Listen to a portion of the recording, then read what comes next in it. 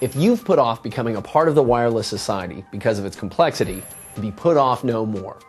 We're here to help you eliminate the tangle and clutter of cords and untether your computing experience with Wi-Fi, which is short for wireless fidelity.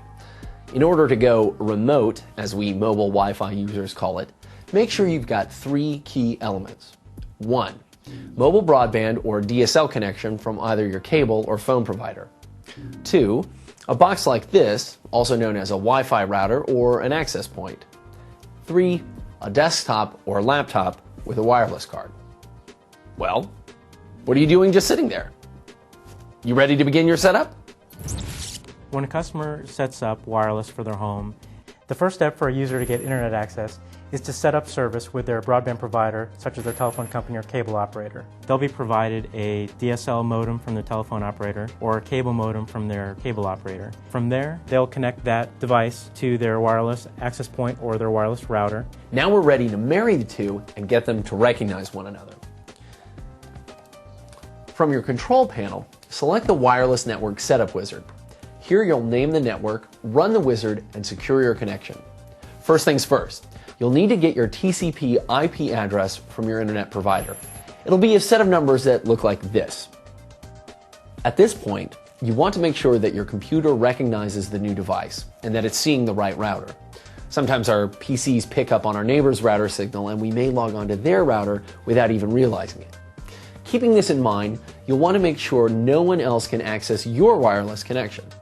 To do this, we'll now perform some security tasks within the wizard. The key points when you're configuring the wireless access point is to reset the default administrative password. This will protect you from someone trying to connect and take control of your wireless router. The next step is to provide a unique name and SSID for your access point. The third step is configuration options for your wireless security settings. This will come in the form as blank or WEP or WEP or WPA, which means Wi-Fi protected access. WEP has been recently again been broken and it is no longer a secure wireless methodology. When you configure WPA, the biggest thing you have to remember here is to configure the password, if you're using pre-shared keys, to be a very long string of alphanumeric and symbolic characters. Another setting that you can set is for the SSID or the broadcast name for your wireless access point. And for an example, you can name it Phil's Home, and that would basically broadcast to all outsiders that that is your wireless access point. Once you've configured your Wi-Fi connection, you'll need to test it. Disconnect the router connection from your PC. Look at the bottom right taskbar for the wireless icon. Hopefully you'll see the wireless icon with green signals. Double-click on the icon and a box will pop up displaying the connection status and router name. If you're connected to your wireless network, then you're good to go. You need to secure your wireless access points because hackers could use your wireless access point and you can be held responsible for their illegal activities. Also, your privacy is at risk if you leave your access point unsecured and unencrypted. It's the same as having your neighbors listen to your telephone conversations. You don't want anybody watching your activities on the internet.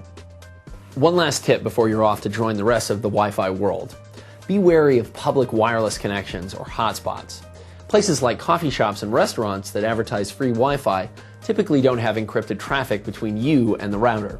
This puts you and your personal information at risk, so make sure not to do online banking or any other sensitive tasks in public hotspots.